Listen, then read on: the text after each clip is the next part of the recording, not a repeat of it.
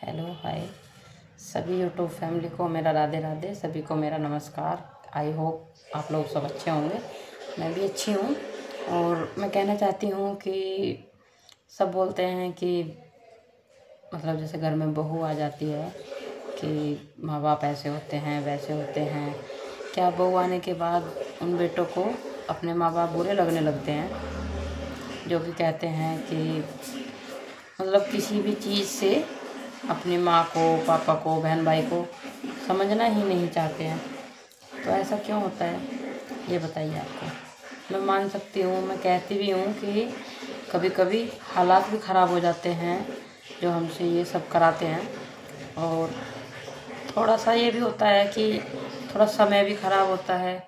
लेकिन लोग क्या होते हैं, या तो बहू को या फिर सास को, किसी को भी उसका टॉपिक बना देते हैं कि ऐसी है वैसी है।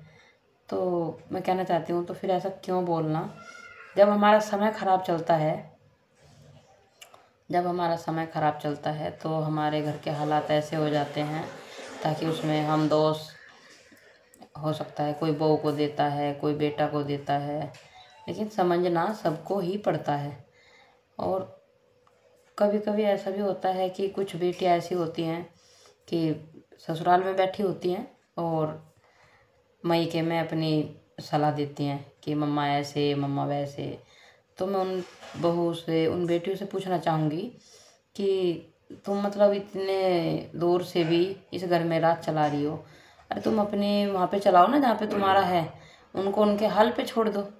वो जैसे भी हैं तुम्हारी मम्मी जैसे भी करेंगी, जो भी करेंगी अच्छा ही करेंगी। तुम ये खुद सोचो कि तुम जो हो, कि पहली बात तो किसी को माननी नहीं चाहिए यार। जो बात मानने की होती है वो माननी चाहिए, बाकी सभी बात नहीं माननी चाहिए। और उन बेटियों को कहना चाहती हूँ जिनकी शादी हो जाती है, शादी के बाद भी ससुराल से अपने मायके में चलाती हैं। क्यों चलाती हैं अपनी? नहीं चलानी चाहिए। अपना हक वहाँ पे चलाओ जहाँ पे तुम्हारी ज़रूरत है। अपने घर को देखो और अपने ससुराल वालों को देखो, किसका बर्ताव कैसा है, कौन कैसा है, उनके साथ घुल मिल के रहो। और अगर घर वाले 1% ऐसा भी होता है कि घर वाले अपनी बेटियों से सलाह मांगते हैं, तो क्या उनको खुद की समझ नहीं है कि हमें अपने घर में क्या करना चाहिए और क्या नहीं करना चाहिए।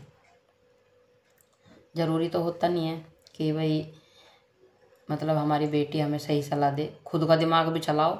और जब हमारा खुद का दिमाग ना चले तब अपने घर में बैठ के सलाह करो, अपने हस्बैंड से बातें करो, अपने बेटा से बातें करो, अपनी बहू से बातें करो। सबको एक साथ बिठा के सबसे बातें करो। और अगर ऐसा लगता है कि भाई ना ही बहू सुनेगी और ना ही बेटा सुनेगा, तो और नहीं सुनेंगे मतलब कि, तो ज़रूरी नहीं है ज़रूरी नहीं है कि बेटी को तुम बताओ और बेटी आकर उस घर में बोले। तो उस बेटी का तो वहाँ पे बोलना भी बहुत गलत होता है, क्योंकि सास ससुर तो हमेशा के लिए नहीं रहते हैं। और जो लड़कियां होती हैं उनको भैया भावज के पास ही आना पड़ता है और हालात ख़राब हो जाते हैं।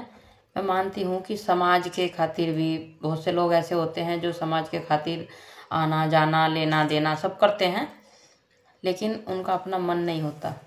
जो बेटे ऐसे करते हैं, ऐसे बन के रहो ना कि अगर पीहर में आओ तो सब चाहें आपको, सबके आप चहीते बनो। और जैसे ही आप उनके चहीते बनोगे तो अच्छी सलाह मांगो, अच्छी सलाह दो और पूछो।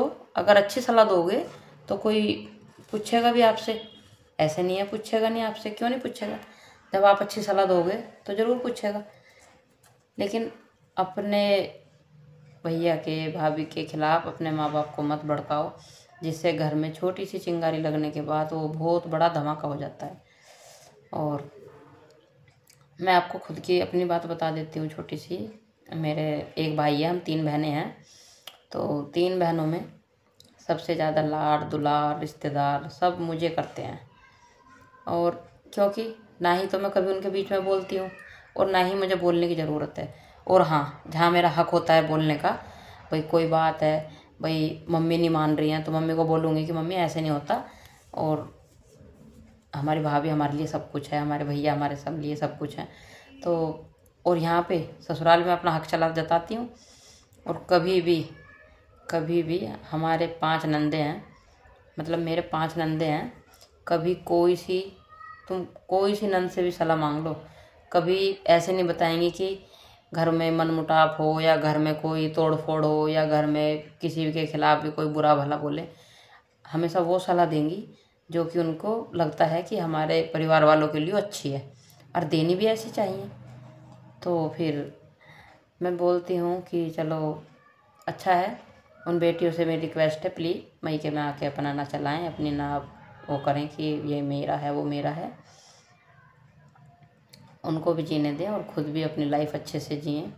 और इतने चहेते बनो कि वो आपको कुछ भी प्रोग्राम करें, कुछ भी करें, वो आपसे सलाह लें।